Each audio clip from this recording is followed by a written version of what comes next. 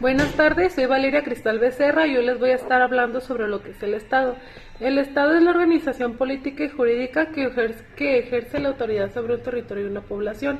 Es la estructura que regula la vida en la sociedad mediante las leyes, las instituciones y un gobierno. A lo largo del tiempo y de la historia del Estado ha evolucionado y de esta manera se ha dividido en dos partes. Tenemos la parte que es el Estado primitivo y por otro lado tenemos el Estado moderno. Para comenzar les voy a estar hablando sobre lo que es el Estado primitivo. El Estado primitivo es la forma más antigua de organización social presente en las sociedades prehispánicas y tribales antes del desarrollo de las estructuras políticas. Este se caracterizaba por un gobierno centralizado con el predominio de las normas basadas en la tradición, una economía que se basaba en la subsistencia, es decir, un sistema económico en el que las personas se dedicaban a satisfacer sus necesidades básicas a través de la caza, la recolección y la agricultura. Del mismo modo, la organización social del Estado primitivo estaba basada en clanes, tribus y familias extensas, y este pasó por varias etapas. Al principio se dividía por hormas primitivas, las cuales eran pequeños grupos de familias que no tenían una organización formal.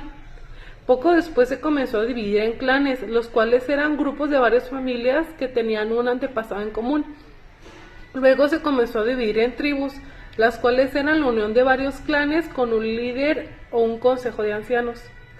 Y por último se dividió en confederaciones tribales, las cuales eran alianzas de tribus para la defensa y la cooperación. Del mismo modo no existían las clases sociales marcadas ni las jerarquías políticas formales y las decisiones siempre eran tomadas por líderes naturales como ancianos, guerreros o chamanes. También los terrenos eran compartidos y no había un concepto de propiedad privada. Con el tiempo la agricultura y la ganadería llevaron a la aparición de sociedades más complejas, dando paso a la formación de civilizaciones y a los estados organizados. Y esto dio paso al surgimiento de un Estado moderno.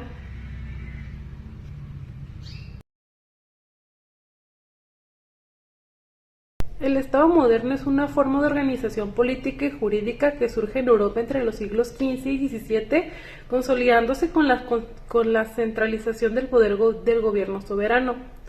Este es el modelo de Estado que conocemos hoy en día, con instituciones y leyes y un territorio definido. Del mismo modo, el Estado moderno se basa en la idea de que la soberanía o el poder supremo dentro de un territorio recae sobre un gobierno central, generalmente representado por un conjunto de instituciones como el Poder Ejecutivo, el Poder Legislativo y el Poder Judicial. Este gobierno tiene el poder de tomar decisiones políticas, económicas y sociales para la población y los ciudadanos. A su vez están sujetos a las leyes que el Estado crea y administra. Del mismo modo, el Estado moderno tiene varias funciones esenciales, las cuales son mantener el orden y la seguridad, administrar la justicia, establecer políticas públicas, recaudar impuestos y distribuir los recursos de manera equitativa, promover la identidad a través del nacionalismo y construir una identidad colectiva. Por otro lado, el Estado moderno generalmente se organiza en tres principales ramas, las cuales son el Poder Ejecutivo, el cual está encargado de la administración del gobierno y de ejecutar las políticas públicas. Está principalmente encabezado por el presidente, el primer ministro o el monarca, dependiendo del sistema del gobierno y del lugar en el que estés. También tenemos el Poder Legislativo, que es el encargado de crear, modificar y derogar las leyes. Suele estar compuesto por un parlamento o un congreso y está dividido en cámaras como la Cámara de Diputados y la Cámara de Senadores. También tenemos el Poder Judicial, que se encarga de interpretar las leyes de manera justa y está compuesto por jueces y tribunales que aseguran que las leyes se respeten y se apliquen de acuerdo a la Constitución.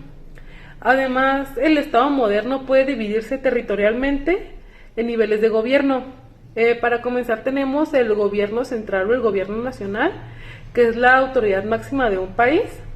Tenemos los gobiernos regionales o provinciales, los cuales se administran en territorios dentro de un país con ciertas competencias delegadas por el gobierno central.